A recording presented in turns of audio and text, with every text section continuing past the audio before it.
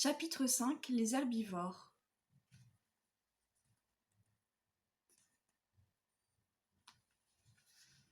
Les dinosaures les plus rapides et les plus intelligents étaient carnivores, mais les plus gros étaient herbivores. Les premiers d'entre eux ont fait leur apparition sur Terre à la fin du Trias, plusieurs millions d'années après les mangeurs de viande. Les plus petits herbivores, de la taille d'un gros chien, broutaient les fougères et les arbustes. Les plus grands, hauts comme 6 girafes, attrapaient les feuilles au sommet des arbres.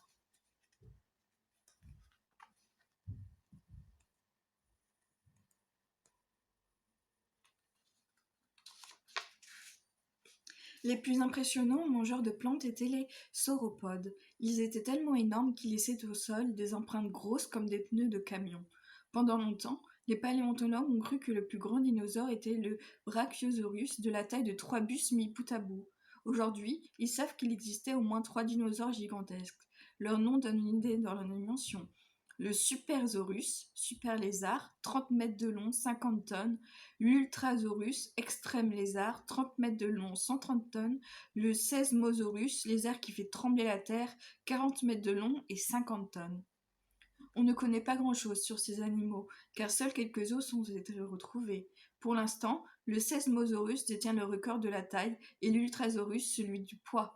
Mais les paléontologues continuent de déterrer des fossiles et ils pourraient très bien retrouver un jour un sauropode géant. Nos herbivores préférés.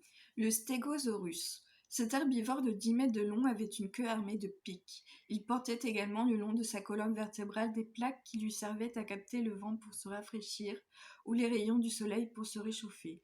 Le Stégosaurus avait une toute petite tête. Son cerveau était de la forme et de la taille d'un hot dog.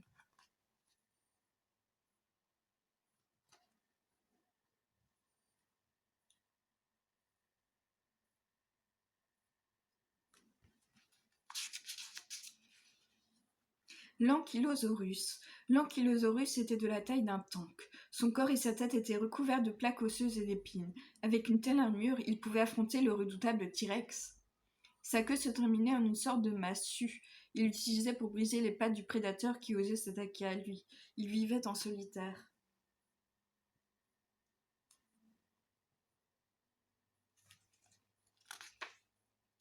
L'Anatosaurus. Ce bipède mesurait 13 mètres et pesait 4 tonnes. Il avait une tête plate et un bec de canard. Il mastiquait sa nourriture grâce à un millier de minuscules dents. Une fois usées, celles-ci tombaient et d'autres repoussaient. Les paléontologues pensent qu'ils s'occupaient beaucoup de ces petits. Ils protégeaient probablement leur nid, les nourrissant jusqu'à ce qu'ils soient en âge de se débrouiller seuls.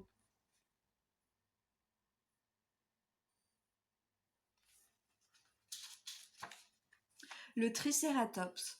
Ce colosse de 5 à 6 tonnes avait une tête massive garnie de 3 cornes, les deux plus longues pouvant atteindre 1,20 m de long.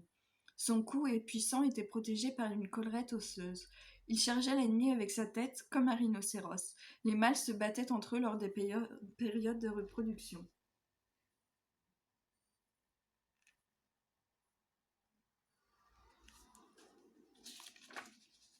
Le Diplodocus. Ce dinosaure était léger par rapport à sa taille, moins de 20 tonnes pour 25 mètres de long.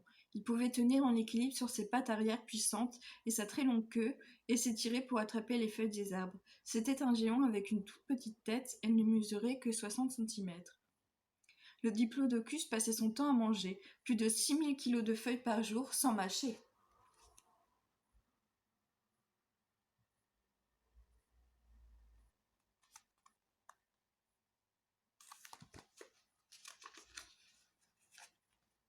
Le Brachiosaurus. Le Brachiosaurus ressemblait un peu à une girafe, en 2 fois plus grand. Il avait un très long cou et un tout petit crâne. Une particularité, ses narines étaient situées sur le sommet de sa tête.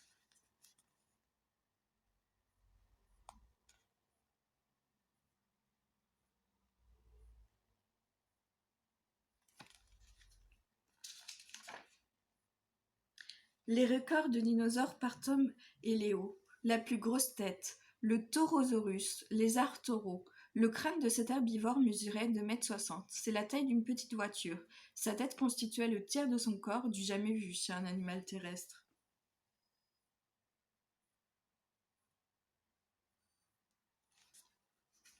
Le plus long cou. Le Mamenchisaurus, lézard de Mamanchi. Également herbivore, cet animal possédait un cou de 12 mètres de long. C'est la moitié de sa taille.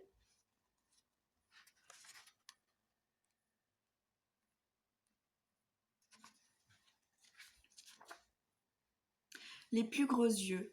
Le Dromaeosaurus, qui imite les meux. Ce carnivore ressemblait à l'autruche. Il avait des yeux gros comme des oranges.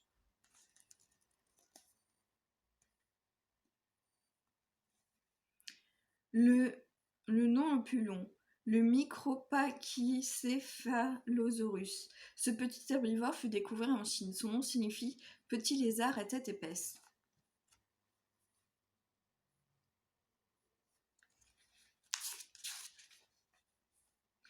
Monstres des mers et créatures volantes 6.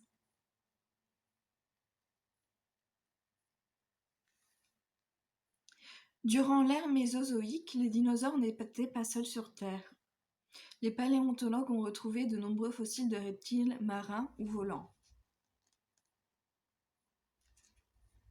Les reptiles volants sont appelés prérosaures, ce qui signifie lézards ailés.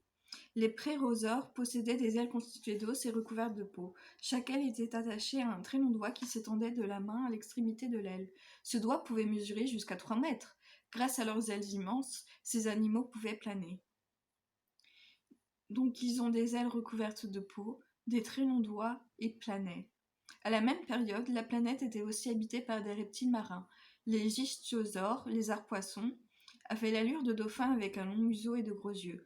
Les benzosaures, reptiles de la Meuse, du nom de la rivière française où fut découvert le premier fossile, étaient de redoutables prédateurs marins aux dents en forme de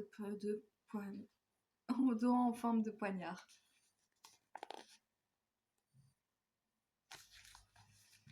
Et les plésiosaures, proches du lézard, comme l'image que j'ai montrée tout à l'heure, ne ressemblaient à aucun animal connu aujourd'hui. Certains avaient un cou très long et une longue mâchoire de crocodile, d'autres un long cou terminé par une petite tête.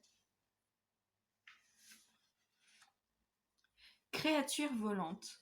Le ptéranodon.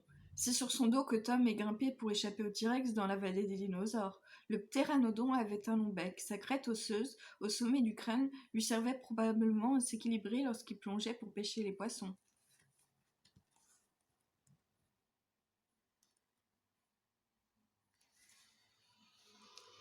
Le Quetzalcoatlus. Découvert au Texas, il a été baptisé ainsi en l'honneur du dieu aztèque. De la taille d'un petit avion, c'est la plus grande créature volante de tous les temps. Son crâne à lui seul devait mesurer dans les 2 mètres et chacune de ses ailes 6 mètres.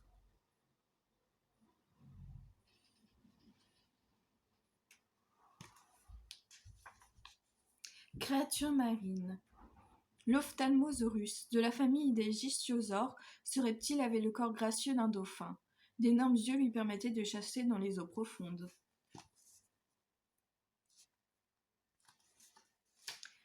L'Elasmosaurus, de la famille des plésiosaures, il mesurait jusqu'à 14 mètres de long.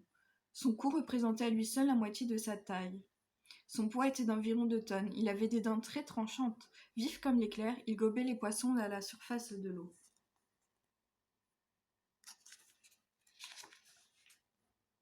7. La fin des dinosaures.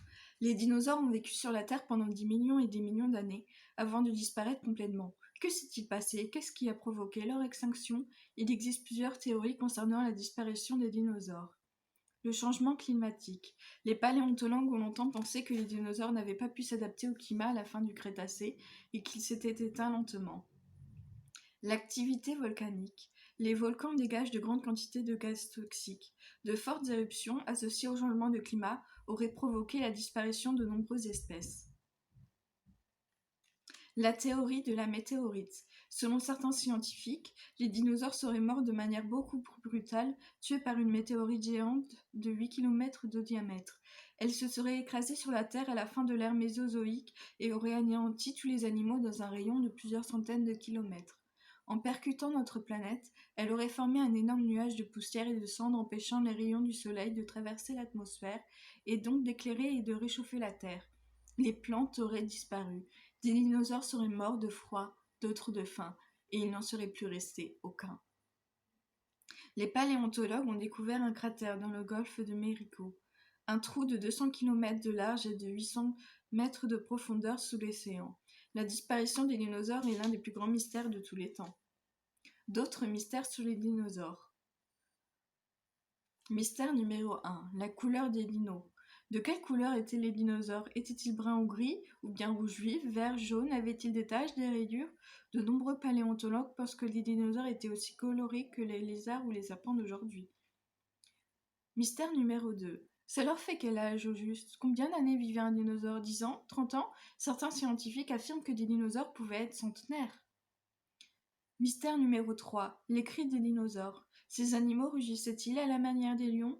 Cancanaient-ils comme des canards? Sifflaient-ils ou pépiaient-ils? Grognaient-ils ou rondaient-ils? Pour répondre à cette question, les paléontologues ne peuvent se baser que sur la forme des têtes et les corps des dinosaures. Certains avaient une sorte de tissu osseux sur leur crâne. Leurs cris ressemblaient-ils au son de la trompette? Les voisins des dinosaures. Chapitre 8. Parmi nous vivent encore des créatures ayant cohabité avec les dinosaures. Les lézards, dont se régalaient les petits carnivores, ressemblaient trait pour trait à ceux qui vivaient pendant l'ère mésozoïque. On a retrouvé la carapace fossilisée d'une tortue de presque 4 mètres de long. Les tortues existaient donc autant de dinosaures, mais elles étaient beaucoup plus grosses.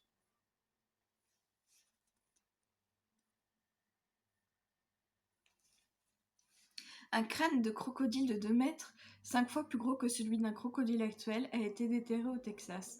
Mais la plupart des crocodiles étaient de la même taille que ceux que nous connaissons aujourd'hui. Et pourtant, les créatures les plus proches des dinosaures ne sont pas les lézards, les tortues ou les crocodiles. Ce sont des animaux que nous voyons tous les jours sur le rebord de notre fenêtre ou dans notre jardin. Les oiseaux.